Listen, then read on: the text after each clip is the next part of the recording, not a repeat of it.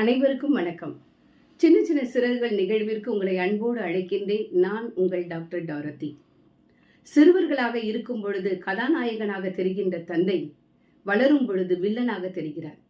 ஒரு குடும்பத்தின் நாயகனாக மாறும் பொழுதுதான் அப்பாவின் தியாகம் புரிந்து அவரை தியாகி என்று நினைக்கிறோம். இன்று தந்தையின் அன்பிற்கு ஒரு எடுத்துக்காட்டோடு உங்கள் முன்னால் நிற்கிறேன். அவன் 10ஆம் வகுப்பு படிக்கின்ற மாணவன். நல்ல முறையில் படித்து 11ஆம் வகுப்பில் நுழைகிறான். தீய நண்பர்களோடு சேருகிறான். அவனுடைய வாழ்க்கை மாறுபடுகிறது.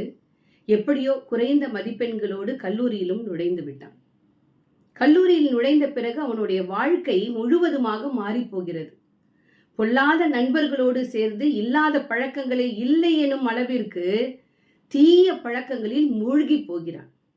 அவனை எப்படி திருத்துவது என்று தெரியாமல் தவித்து போகிறார் தந்தை. ஒரு நாள் நண்பர்களோடு பேசிக் கொண்டிருக்கிறார் வீட்டில். உள்ளே நுழைந்த மகன் கத்தையாக பணத்தை எடுத்துக்கொண்டு வெளியே செல்கிறார். அப்பா கேட்கிறார், என்னப்பா? என்ன பணத்தை எடுத்துட்டு போற என்று அவன் அலட்சியமாக சொன்ன பதில் அவரை ஆடி போக செய்கிறது. நண்பர்கள் வெளியேறுகின்றனர். தந்தை நேராக சாமி படத்திற்கு முன்னால் வந்து நிற்கிறார்.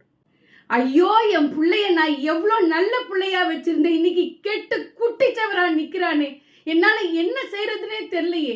ஒரு கெட்ட பழக்கமும் கூட இல்லாமல் வளர்ந்த நான் இன்னைக்கு எல்லா கெட்ட பழக்கங்களோடய நிறைந்திருக்கிற என் பிள்ளைய நான் எப்படி திருத்த போறேன்? கடவுளே, என் குரல் உனக்கு கேக்குதா கேக்குதா என்று அடித்து கொண்டார்.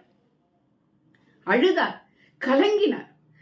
இவருடைய கலக்கமும் கண்ணீரும் கடவுளுக்கு கேட்டதோ இல்லையோ, இதை வாசலில் நின்று கேட்டுக்கொண்டிருந்த அந்த பையனுக்கு கேட்டது. அன்று அந்த மகன் தந்தையினுடைய அன்பை புரிந்து கொண்டான். மனமாற ஆரம்பித்தான். புது மனிதனாக மாறுகிறான். அன்பிற்குரியவர்களே, அம்மாவுடைய அன்புன்றது அலை கடலை போன்றது, அப்பப்போ வெளிப்படும். ஆனால் அப்பாவுடைய அன்பு நடுக்கடல் ஆழமானது. அன்பு வெளிப்படாது, ஆனால் அக்கறை மட்டுமே வெளிப்படும். அப்பாவை தூசியா நினைச்சிடாதீங்க. அன்பிற்குரியவர்களே, இந்த உண்மை நிகழ்வை நீங்க கேட்டிருப்பீங்க.